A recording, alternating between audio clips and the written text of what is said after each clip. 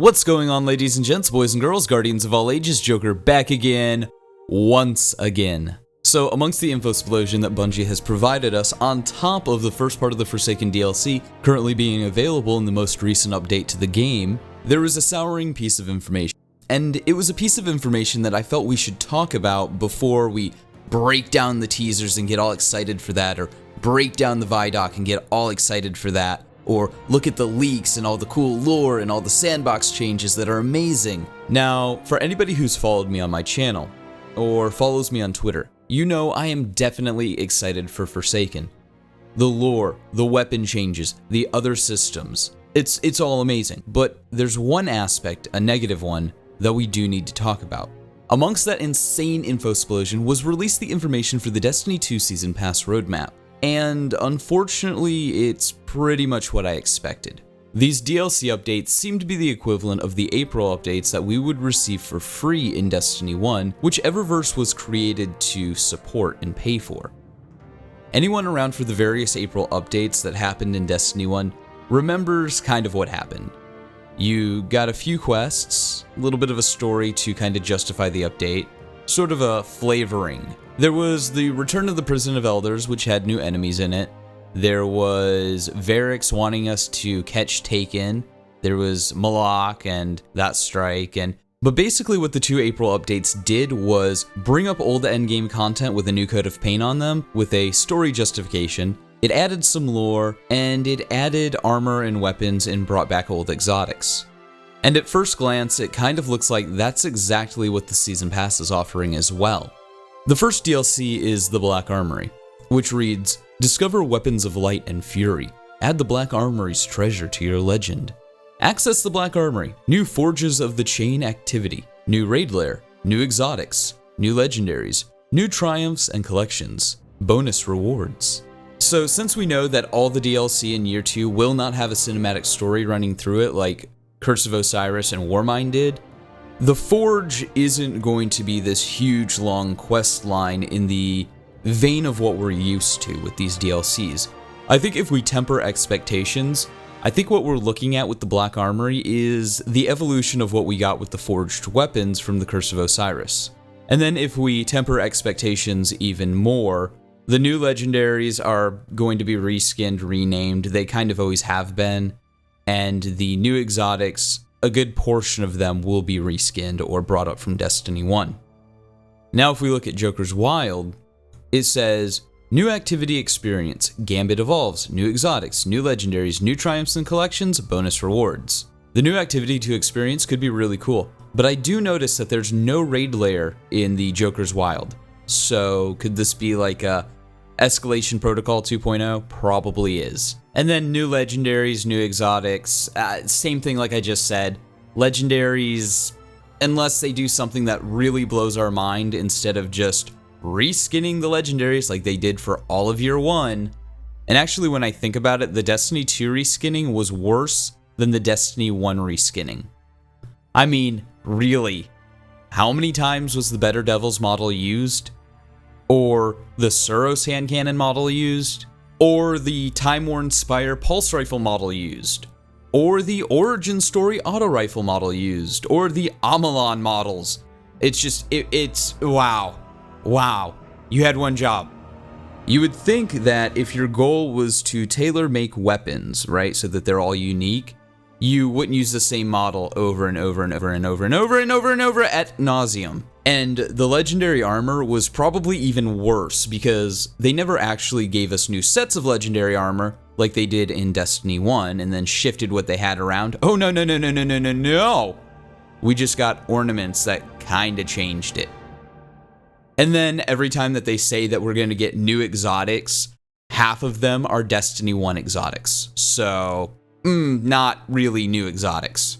And then Penumbra says that it's going to have new activities, new raid lair, new exotics, new legendaries, new triumphs, new collections, bonus rewards. So this is actually the DLC that I'm looking the most forward to because I hope it kind of continues or ends the Callus story. But then again, they're not going to have overarching stories, so hopefully the lore that is introduced with this DLC will do that. But again, my same legendary and exotic criticisms apply here. And with that, we kind of come to the point of the video, the value proposition. Now, I can look at these individual pieces of content and go, they're like, what, 10 bucks a piece? Whatever. But on the same note, this seems just like the same content that Eververse and the live team were created to support. We're just paying to get updates to the game, which are supposed to be free, more regularly. And yeah, if you want to look at it and you want to drop all pretense and go, it's just 10 bucks. 10 bucks an update, 3 updates, $30. And I know I'm definitely going to get them. The game isn't going to sit there languishing away like Taken King did for a year. You know what? That's a fair argument. So while these DLCs aren't necessarily a format that I'm unhappy with, especially because when Bungie focuses on side quest content, instead of trying to cram epic stories into a DLC like Curse of Osiris or Warmind, they tend to do better. Think about the adventures for Destiny 2. A lot of the vanilla adventures are way better than anything that came in DLC form. In fact, this is something that I mentioned for my original review of Destiny 2, that the story and the adventures are night and day. Sure, not all of them are great, but a lot of them are.